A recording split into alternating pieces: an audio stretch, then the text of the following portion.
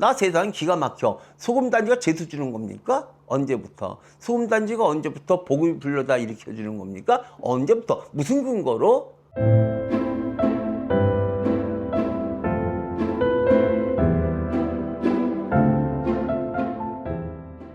안녕하십니까, 이엽도사입니다. 자, 여러분들, 오늘은 집안에 두면 재수 더럽게 없는 물건, 뭐 이런 식으로 한번 알아보도록 하겠습니다.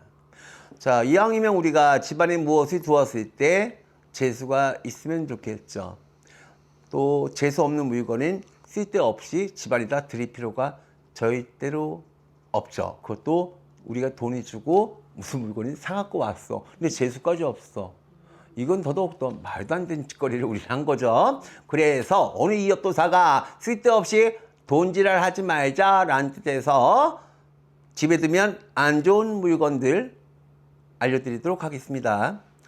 자, 집안에 이것이 있으면 멋있기도 하고 또 괜히 생기도 난다 라고 생각해서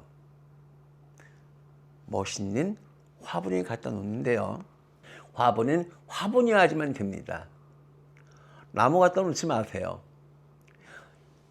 이런 화분이라는 거에 담겨져 있다 해서 다 화분이 절대 아닙니다.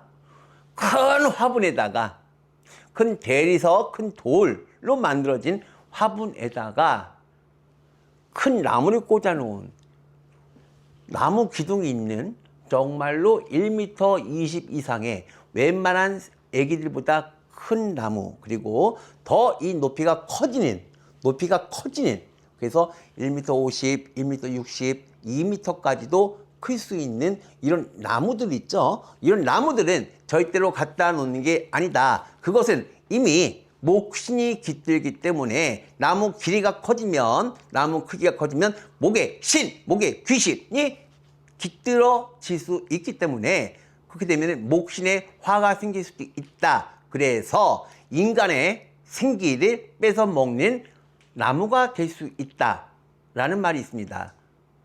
큰 나무는요, 인간의 생기를 뺏어 먹습니다. 큰 나무가 집안에 있을 때에는 인간의 기운을 뺏어서 오히려 집안에 환자가 있다든지 좀 위장 쪽에 계통으로 안 좋은 이 가족이 있다 했을 때에는 그 사람의 기운을 뺏어 먹고 갉아먹는 이런 성격이 있다. 그래서 큰 나무는 집안에다가 갖다 놓는 게 절대로 아니다. 이거는 명심을 하시기 바랍니다. 아주 기본 중에 기본입니다. 이거는 모르는 분이 있으면은 손 들고 반성을 하셔야 됩니다. 근데 왜 개 없이 네. 선물하잖아요. 네. 자, 개 없을 때 나무를 선물하죠. 어디다가? 사무실에다가. 사무실은 어떻게 돼 있죠? 일단은 천정이 높다. 우리는 개인 집이다, 일반 집이다. 우리 개인 집이다 놓지 말자. 사무실이라든지 또는 장사하는 곳, 이런 일과 관련된 곳에는 괜찮습니다. 하지만 우리가 먹고 자고 하는 우리가 자는 공간, 일반 가정집에는 안 좋다라는 얘기죠. 자, 그리고 또 관련돼서, 자, 우리가 식물을 기르다 보면 또 조그만 화분이 길러도, 조금 큰 화분이 기를 수도 있겠지만 조그만 화분이 길러도 화분이 죽을 수가 있겠죠. 자, 죽은 화분은 빨리 갖다 버리자. 물을 주면서 햇살을 보게 하면서 자꾸만 살아나기를 기다리는 분들이 있습니다.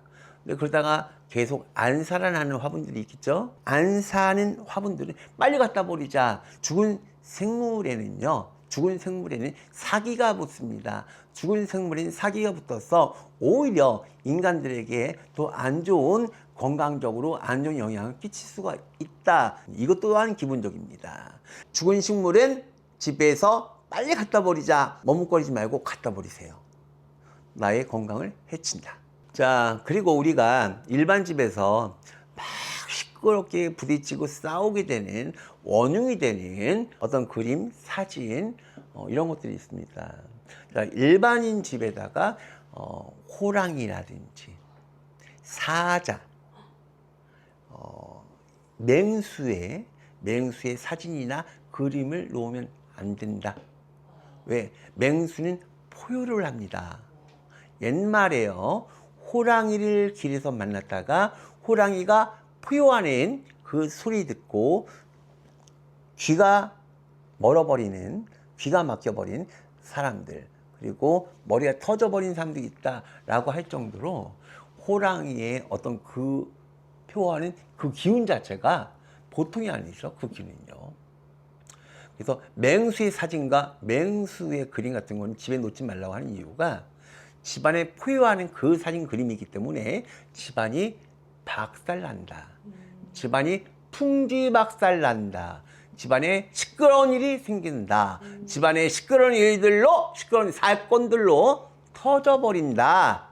라는 거죠. 그래서 집안에 절대로 맹수의 사진, 보통 호랑이, 사자, 사진, 그림은 일반인 집에 놓는 게 절대 아닙니다. 우리 같은 무당의 집, 종교인의 집에는 괜찮습니다. 하지만 일반인들의 집에는 절대 놓는 것이 아니기 때문에, 참고로 조그만 사진, 뭐 이런 사진들이 있겠죠.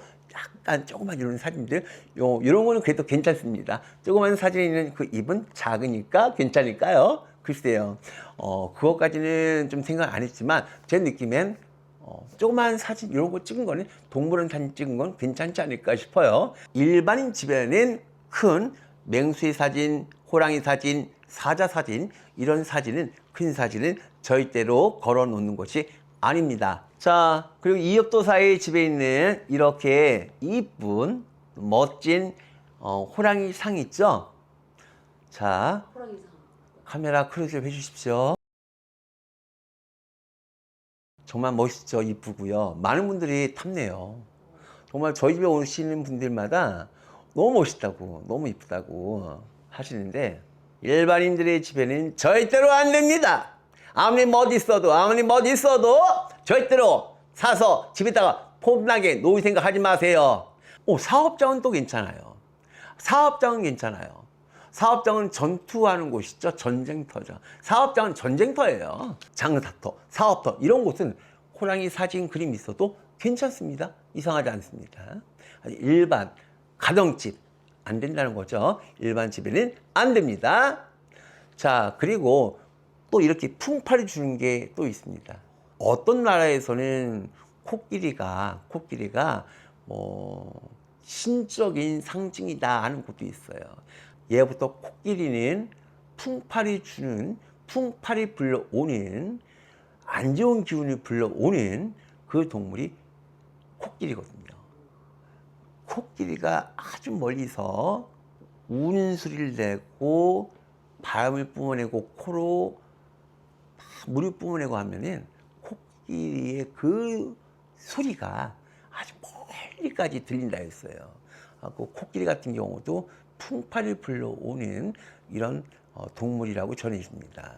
하고 코끼리, 코를 치켜들고 있고 입을 벌리고 있는 코끼리, 절대로 집안에다가 동상이나 조그만 상이라든지 놓는 것이 아닙니다.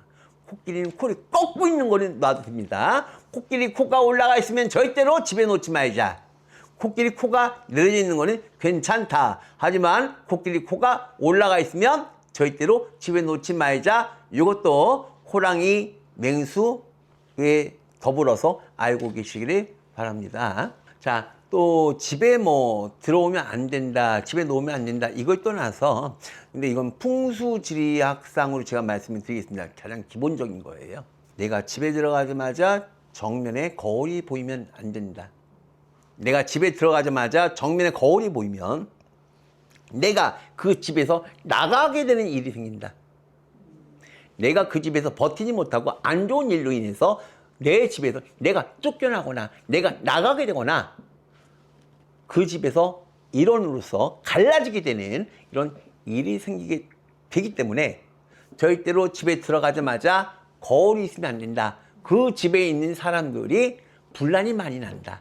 그 집에 있는 사람들이 자꾸만 부딪히게 된다. 시끄러워진다. 그래서 집에 들어가자마자 정면에 거울이 있으면 안 된다. 두 번째, 침대에 누워 있는데 반대쪽에 거울이 있어도 안 된다.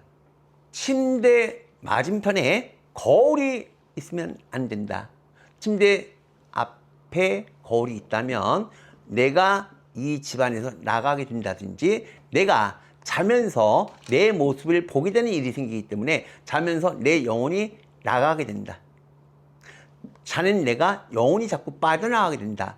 또는 침대 맞은편에 거울이 있으면요, 사람들이 자다가 꿈을 꾸다 보면은 나도 모르게 꿈에서 내 영혼이 이탈하게 될 때가 가끔씩 있습니다. 근데 침대 맞은편에 거울이 있으면 이탈된 내 영혼이 다시 내 몸 안으로 들어와야 되는데 내 몸을 찾지 못하고 들어오지 못하고 이탈된 채 영혼과 몸이 분리돼서 그냥 저승으로 가게 되는 일이 생길 수 있다고 합니다.